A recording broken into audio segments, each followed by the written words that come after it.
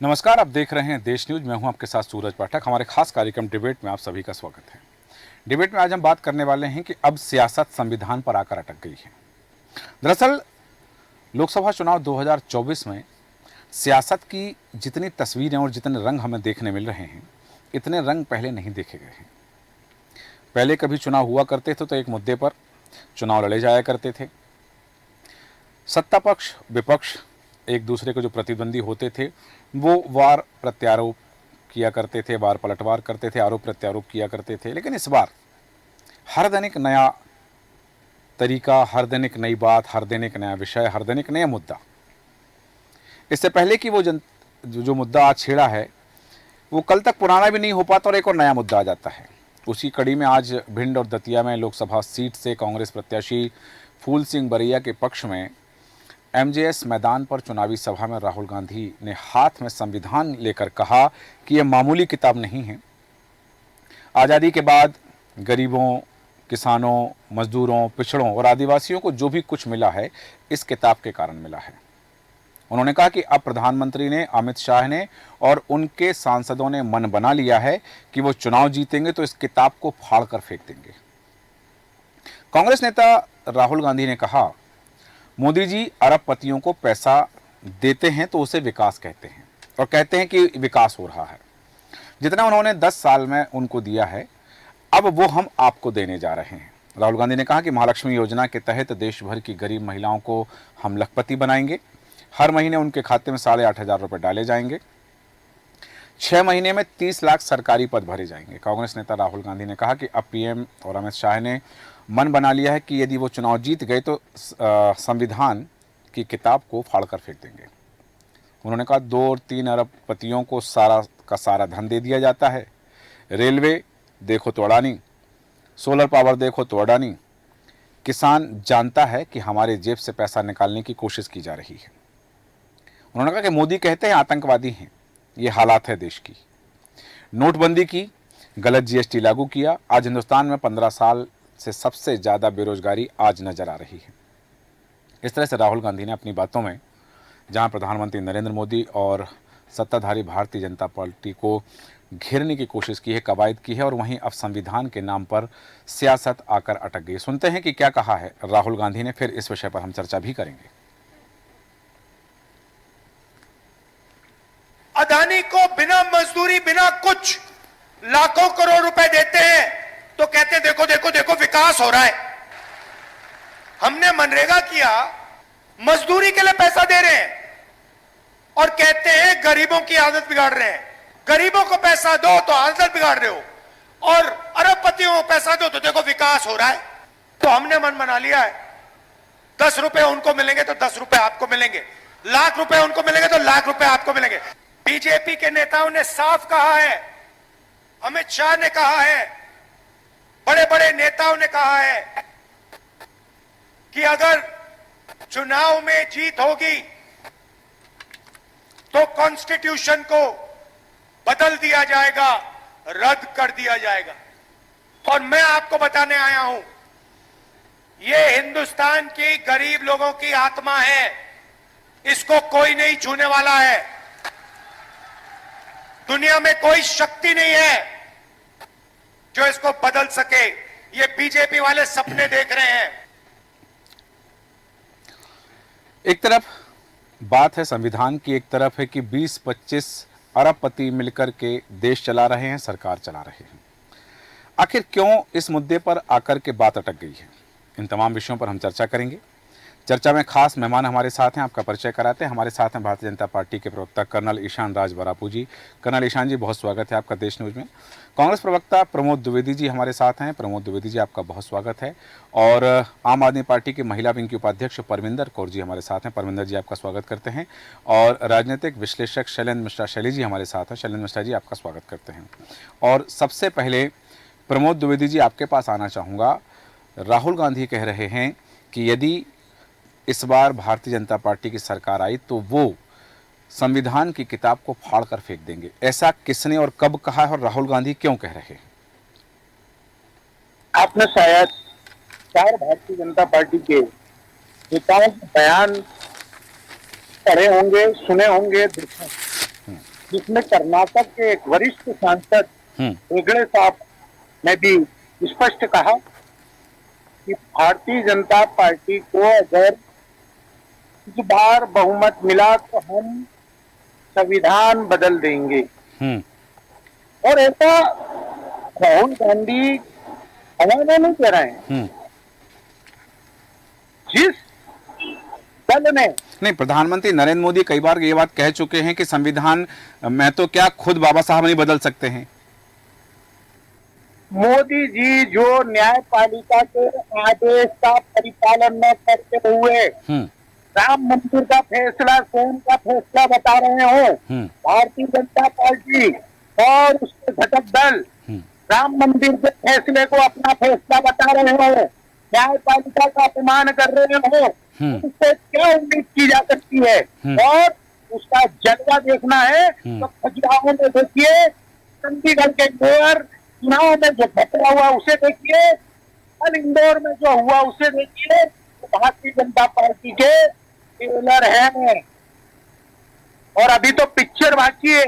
और ये पिक्चर के टेलर हमने निर्वाचित सरकारों को किस तरीके से उनके विधायकों को खरीदा जाता है, दबाया जाता है, और तो मुख्यमंत्री पद पर विरोधी दल का नेता अगर काफी है तो उसके घर ईडी, सीबीआई और सीआईडी भेज दी जाए और उसे अरविंद केजरीवाल बना लिया जाए, शिबू सोरेन बना लिया जाए, या अजीत पवार पर करोड़ों का भ्रष्टाचार का आरोप लगाकर उन्हें अपने दल में शामिल कराकर। प्रमोद जी, देश में न्यायपालिका और न्याय व्यवस्था है, देश में न्यायपालिका है, न्याय व्यवस्था है, और न्याय व्यवस्था है, उसको तो मैं कह रहा हूँ। हाँ, उसमें मना कहाँ कर रहा हूँ। हाँ, तो मैं आपसे ही पूछना चाहता हूँ कि राम मंदिर का फैसला न्यायपालिका ने करा या भारतीय जनता पार्टी ने करा? न्यायपालिका का है। प्रधानमंत्री जी संवैधानिक पद पे है, वो संवैधानिक पद की मर्यादाओं का पालन कर रहे हैं, न्यायपालिका के आदेश को अपना आदेश बताते हैं। योगी, अमित शाह या भारतीय जनता पार्टी का कोई भी नुमाइंदा इसी प्रकार की टिप्पणी कर रहा है, ये न्यायपालिका पर टिप्पणी है। चंडीगढ़ का आपके सामने दृश्य, संविधान के साथ खिलवाड़, शासन अधिकारी का खजुराहो में, इंदौर में, देवास में, ये सारे उदाहरित करते हैं कि संविधान खतरे में है। चलिए, और अगर ठीक है, ठीक है प्रमोद जी वापस आता हूँ। कर्नल ईशान राजबरापू जी, संविधान खतरे में है और यदि आपकी सरकार आई, भारतीय जनता पार्टी ने सरकार बनाई, तो संविधान को आप फाड़ कर फेंक देंगे? मुझे तो ये बड़ा ही हास्यास्पद लगता है। वो व्यक्ति ये बयान दे रहा है जिसकी पार्टी ने संविधान में संशोधन करके पंथ निरपेक्ष को धर्म निरपेक्ष कर दिया। मतलब सत्कर्म छोड़ दो, ये अर्थ हुआ। दूसरी चीज, 1977 में आपातकाल लगा के इस देश पे संविधान की हत्या तब हुई थी। वो व्यक्ति जो कि संसद में बिल फाड़ देता है, वो संविधान की हत्या है या खाली भय और भ्रम फैलाना? प्रमोद जी तो कह रहे हैं कि अभी अघोषित आपातकाल अभी लगा हुआ है, अघोषित आपातकाल अभी है, प्रमोद जी कह रहे हैं। प्रमोद जी कह सकते हैं, कांग्रेस का काम है विरोध करना, विरोध करेगी इस देश का। प्रमोद जी, मैं आपके बीच में नहीं बोला था, पूरा सुनिए। प्रमोद जी ऐसे बीच में बोलेंगे तो डिरेल हो जाएगी डिबेट। सुन लीजिए, प्रधानमंत्री ने कई बार कहा और उसी बात को मैं भी एक बार में बिल नहीं फाड़ा था। ठीक है प्रमोद जी, आपके पास आऊंगा तो अपनी बात रखिएगा। ठीक है प्रमोद जी, डिबेट करना चाहते हैं या मैं आपका भाषण नहीं सुनने बैठा हूँ? ठीक है कर्नल जी, अपनी बात, कर्नल ईशान जी अपनी बात पूरी करें। प्रधानमंत्री ने, अरे यार चुप रहिए आप सुनते तो है नहीं, आप लोगों के साथ मुद्दे रहने गए हैं, मुद्दे रहने गए, बीच में बोलते रहेंगे आप। गलत मत बोलिए। नहीं, सही बोल रहा हूँ प्रमोद जी, आप सुन नहीं रहे। नहीं फाड़ा हुआ था संसद में, कोई बिल नहीं फाड़ा गया था। ठीक है, आप कह रहे हैं प्रमोद जी के संसद में नहीं फाड़ा था, और कर्नल ईशान राजबरापू जी कह रहे हैं कि वो जो विधेयक है संसद ने फाड़ा था। हम संसद के विधेयक पर बहस नहीं कर रहे हैं या चर्चा नहीं कर रहे हैं, हम चर्चा कर रहे हैं संविधान की किताब फाड़ने पर, कि क्या भारतीय जनता पार्टी की सरकार बनेगी तो संविधान को फाड़ दिया जाएगा। संविधान जो देश की आत्मा है, संविधान जो विश्व के सबसे बड़े लोकतंत्र की आत्मा है। इस देश के संविधान को, जैसा कि प्रधानमंत्री जी ने कहा है, स्वयं बाबा साहब अम्बेडकर जी भी नहीं बदल सकते हैं। ये जो संविधान बना हुआ है उसी से देश चल रहा है। ये भय भ्रम फैला के जनता के बीच में क्या सिद्ध करना चाह रहे हैं? खाली नकारात्मकता फैला रहे हैं, सकारात्मक कुछ भी नहीं है। संविधान को फाड़ के फेंक देंगे। अरे आप कैसी बात करते हैं? आप राष्ट्रीय दल के एक माने हुए नेता हैं, परिवारवाद है वो सब अलग है, वो उसके बारे में बात नहीं कर रहा। आप कैसे कह सकते हैं कि संविधान फाड़ के फेंक देंगे? ठीक है, बेमतलब का भ्रम फैला रहे हैं। और ठीक है, ये भ्रम फैला रहे हैं। कर्नल ईशान राजवरा बारापू जी, एक और बात यहाँ पर आई है, जहां जैसा कि राहुल गांधी ने कहा है कि प्रधानमंत्री नरेंद्र मोदी 20-25 अरबपतियों का कर्जा माफ कर देते हैं और वही 20-25 अरबपति देश चला रहे हैं। राहुल गांधी जी तो कुछ भी बोलते हैं, कर्जा माफ कर देते हैं। अगर आपको लगता है कि गैर कानूनी तरीके से हुआ है, संवैधानिक संस्थाओं पे आप भरोसा नहीं करते।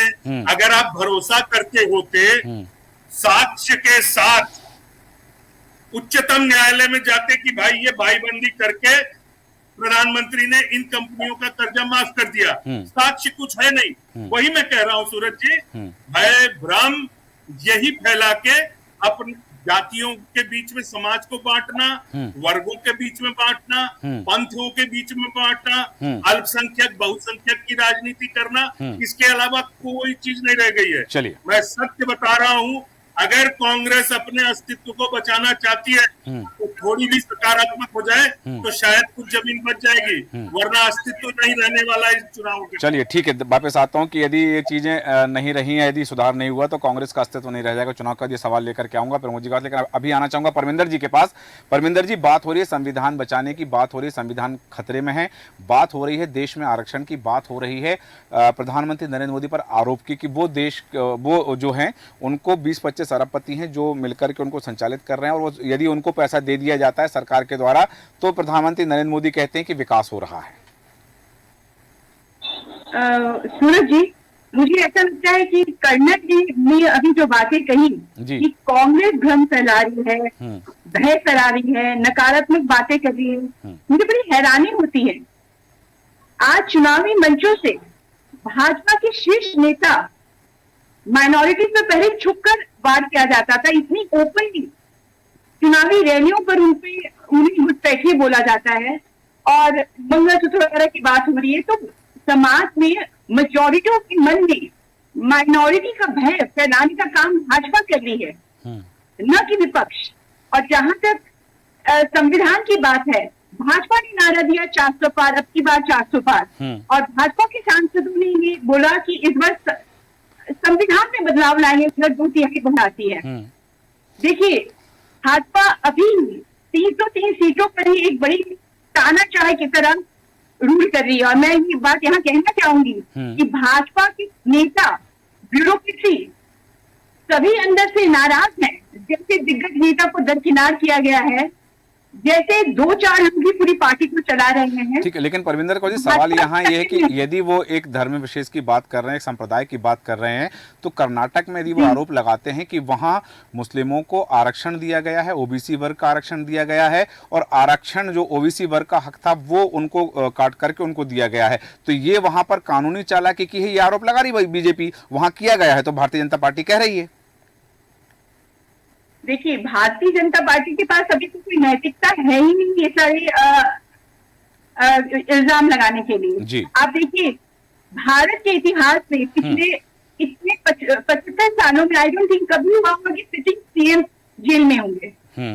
एक चुनाव ऐसा लड़ा जा रहा है, 150 एमपी को निष्कासित किया जाता है, ईडी सीबीआई का ऐसा यूज हुआ, मिसयूज हो रहा है, तो मुझे ऐसा लगता है कि ये तो लेवल प्लेइंग फील्ड नहीं छोड़ी, तो संविधान क्या लोकतंत्र को भी काफी हद तक सारी हमारी जो निष्पक्ष एजेंसियां थी वो कॉम्प्रोमाइज हो चुकी हैं, हमारे इंस्टीट्यूशन कॉम्प्रोमाइज हो चुके हैं। भाजपा को इतिहास माफ नहीं करेगा क्यों कर रहे हैं इस देश के साथ। ठीक है, आपने कहा कि इतिहास भारतीय जनता पार्टी को माफ नहीं करेगा। शैलेंद्र मिश्रा जी, आपके पास आना चाहूँगा। बात हो रही संविधान खतरे में है, और ये भी बात हुई कि लोकतंत्र में भी निष्पक्षता नहीं नजर आ रही है, जैसा कि अभी परमिंदर कौर जी ने जो बात कही है। लेकिन मिश्रा जी, बात यहाँ ये है कि जहाँ चुनाव होते हैं, नगरीय निकाय के चुनाव होते हैं, नगर निगम के चुनाव होते हैं, तो जनता नालियों की बात करती है, सफाई की बात करती है।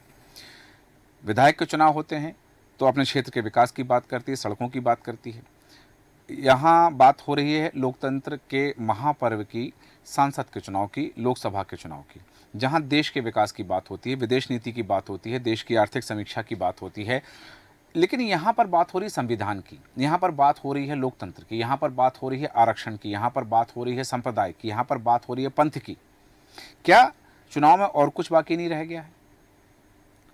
जी देखिए सूरज जी, ये सारे पॉलिटिकल स्टेटमेंट हैं जो पॉलिटिकल पार्टीज दे रही हैं, और चुनाव को इन प्रकार से किसी भी तरीके से चुनाव जीतना है।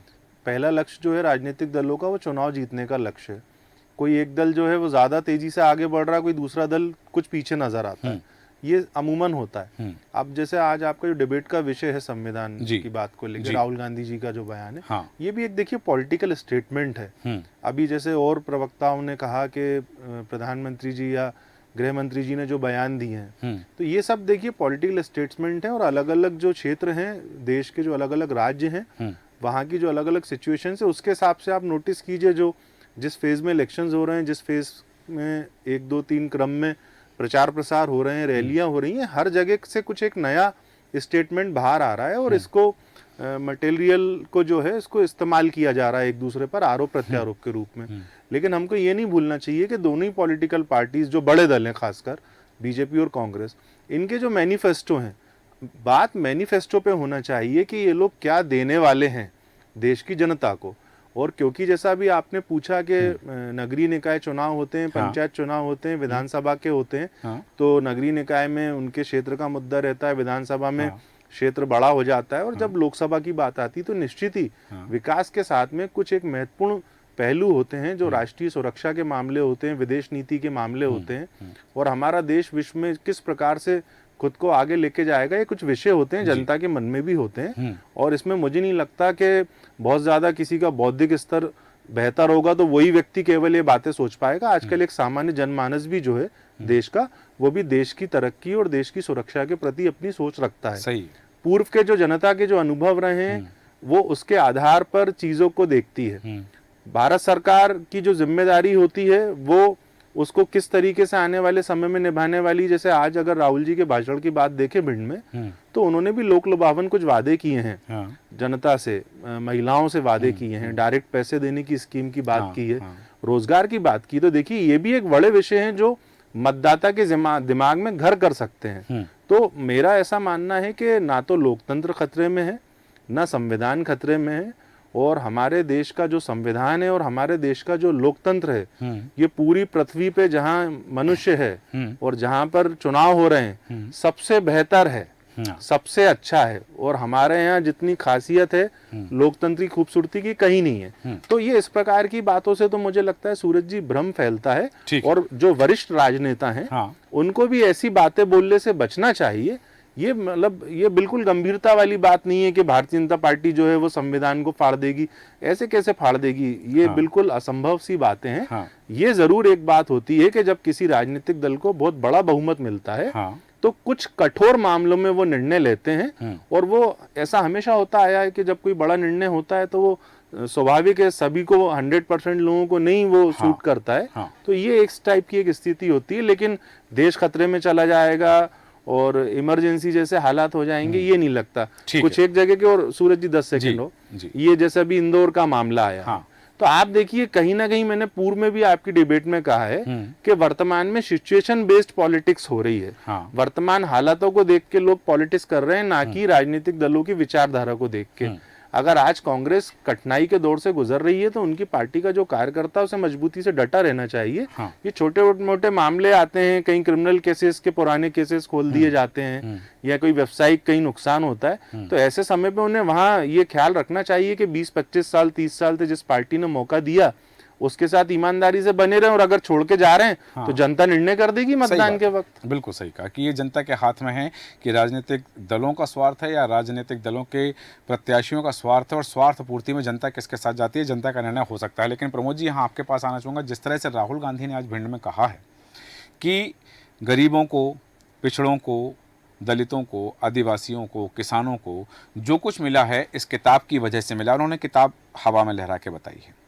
वहीं प्रधानमंत्री नरेंद्र मोदी कह रहे हैं कि जब तक 6 दशकों तक भारत में कांग्रेस का शासन रहा है तब तक गरीबों को, किसानों को और दलितों को, वंचितों को, पिछड़ों को कांग्रेस ने समाज की मुख्य धारा में आने ही नहीं दिया, उन्हें हमेशा पिछड़ा ही रखा है। दोनों नेता दो अलग अलग तरह की बातें कर रहे हैं। आप राहुल गांधी कह रहे हैं कि किताब की वजह से मिला है, मतलब संविधान को सुरक्षित रखना है। दूसरी तरफ वो कह रहे हैं कि कांग्रेस ने इनको कुछ दिया ही नहीं है कभी।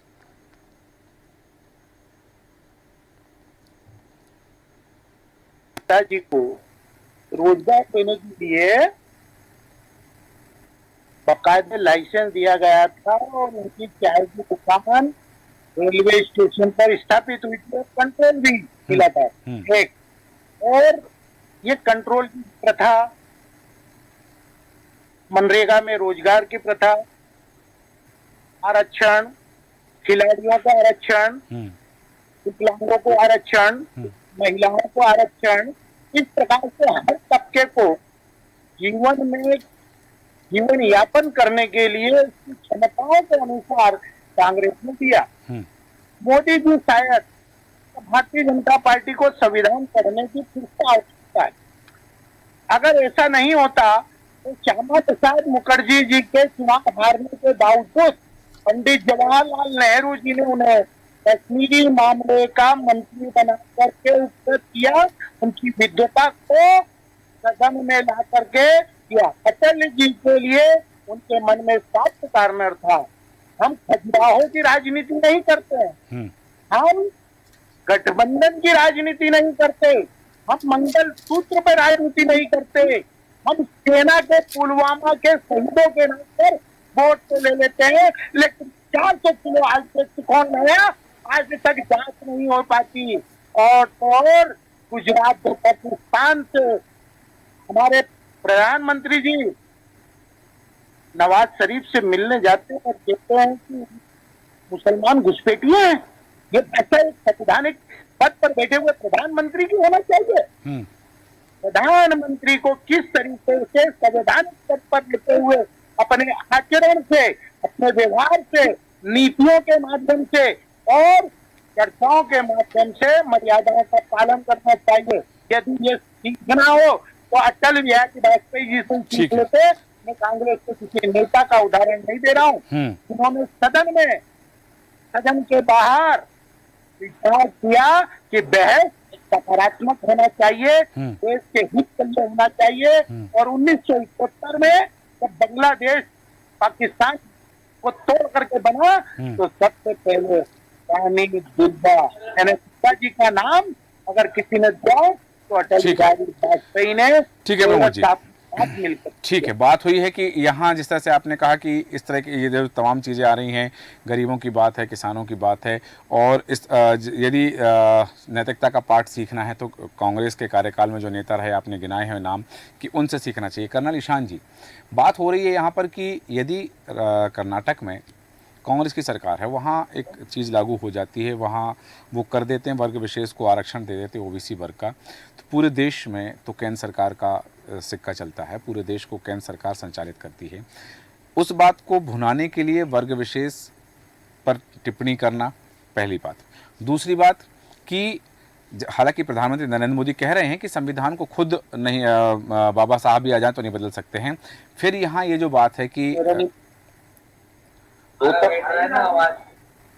जी कर्नल ईशान जी, ये जो तमाम चीज़ें हैं, वास्तव में क्या केंद्र सरकार, भारतीय जनता पार्टी सरकार, प्रधानमंत्री नरेंद्र मोदी या बीजेपी का थिंक टैंक यही सोच करके चुनाव मैदान में उतरा था? देखिए सूरज जी, मैं आपके प्रश्न का जवाब दूंगा, उसके पहले एक दो चीजें मैं जल्दी से बोल देता हूँ। जी जी। सबसे पहले तो शैलेंद्र जी को मैं धन्यवाद दूंगा कि उन्होंने इस चीज को इंडोर्स किया कि भ्रम फैलाने वाली चीज। दूसरी चीज आती है तानाशाही की बात होती है। अभी परमिंदर जी बोल रही थी तानाशाही की बात। मैं ये जरूर कहना चाहूंगा कि अगर तानाशाही वाली चीज होती तो इस देश के माननीय प्रधानमंत्री के ऊपर जिस तरह से अनर्गल आरोप और अपशब्दों का इस्तेमाल होता है, उतनी हिम्मत इंडी गठबंधन का कोई व्यक्ति नहीं कर पाता। अगली चीज आती है नैतिकता की बात भी की परविंदर जी ने। आज केजरीवाल जी तो बहुत ज्यादा नैतिकता का उदाहरण पेश कर रहे हैं मेरे ख्याल से। यही केजरीवाल जी थे जब शीला दीक्षित जी की जांच शुरू हुई थी तो उन्होंने साफ कहा था जब तक चीफ मिनिस्टर चेयर पे होगा, अपने पद पर रहेगा, जांच प्रभावित कर सकता है, करेगा करके नहीं कहा था। हाँ। तो क्या आज की तारीख में केजरीवाल जी को नैतिकता के आधार पर इस्तीफा नहीं देना चाहिए? जांच चल रही है। दो चीजें। अब आता हूं मैं इस चीज पे, देखिए जहां तक इसका सवाल है कि रिजर्वेशन ओबीसी को, एक काका साहब कालेलकर की रिपोर्ट आई थी जिसको कि कांग्रेस 30 वर्षों तक दबा के रखी और बाद में वो रिपोर्ट निकली ही नहीं और मंडल कमीशन को कॉन्स्टिट्यूट किया गया जिसके आधार पर बात की चीजें हम सबको पता है। तो संवैधानिक अधिकार पिछड़े वर्ग को हो चाहे SC ST को हो, ये पूर्ण रूप से बाद में ही मिला है, कांग्रेस का योगदान नहीं है। जहां तक इसका सवाल है कि संविधान में सारी चीजें निहित है। हाँ। लेकिन संविधान के आधार पर आप जब तक उसको जनता तक नहीं पहुंचाते हैं तो क्या औचित्य रह गया आपका सत्ता में रहने का।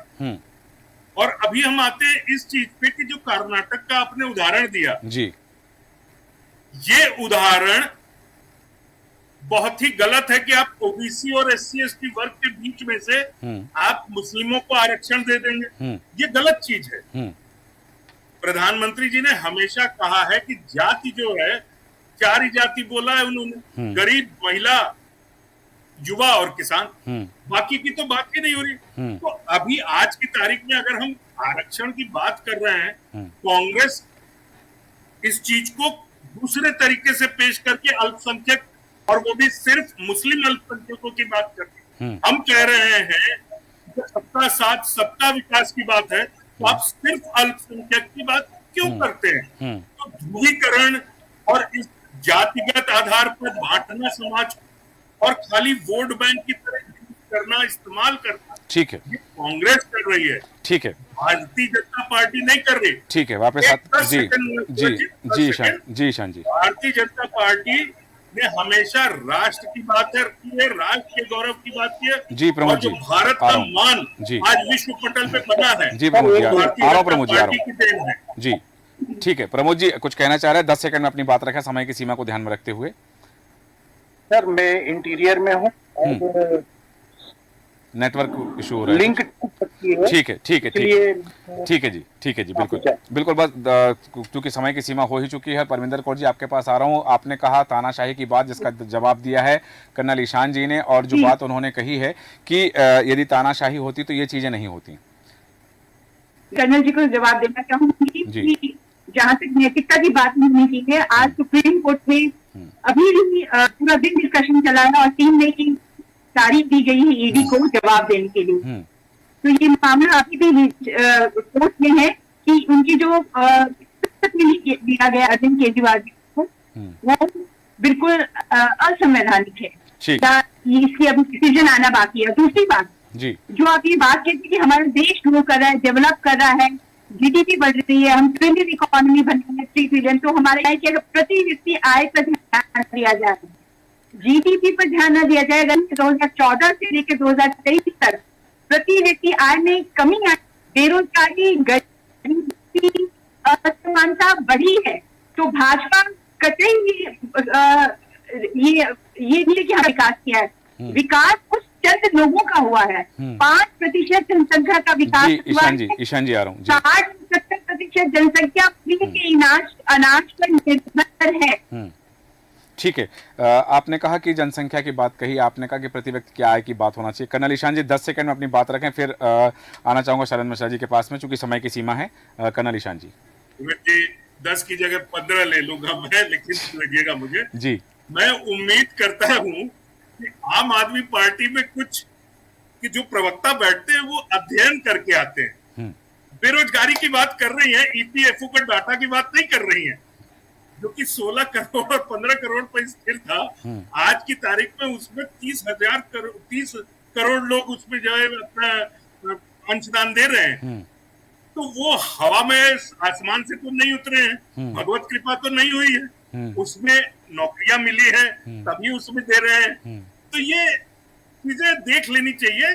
आरोप लगाना अच्छी बात है, और जहां तक इसका सवाल है कि सुप्रीम कोर्ट ने क्लीन चिट दे दी केजरीवाल जी को, ऐसा कुछ नहीं हुआ है। आने दीजिए पूरा डिसीजन, तब परविंदर जी इस पे चर्चा करेंगे। बिल्कुल उस पर चर्चा करेंगे, बिल्कुल चर्चा करेंगे। शैलेंद्र मिश्रा जी, कम शब्दों में आपकी अंतिम प्रतिक्रिया पूरी चर्चा पर। संविधान की बात हो रही है, संविधान की किताब को फाड़ के फेंक देने की बात हो रही है, और ये बात हो रही है कि कांग्रेस की सरकार आएगी तो ये, और बीजेपी की सरकार रही तो ये, इस तरह की तमाम चीजें दोनों राजनीतिक दल एक दूसरे पर आरोप प्रत्यारोप कर रहे हैं, और वो आरोप प्रत्यारोप व्यक्तिगत भी हो रहे हैं, सार्वजनिक भी हो रहे हैं। और एक चीज, कांग्रेस प्रवक्ता भी भागने लग गए हैं अभी।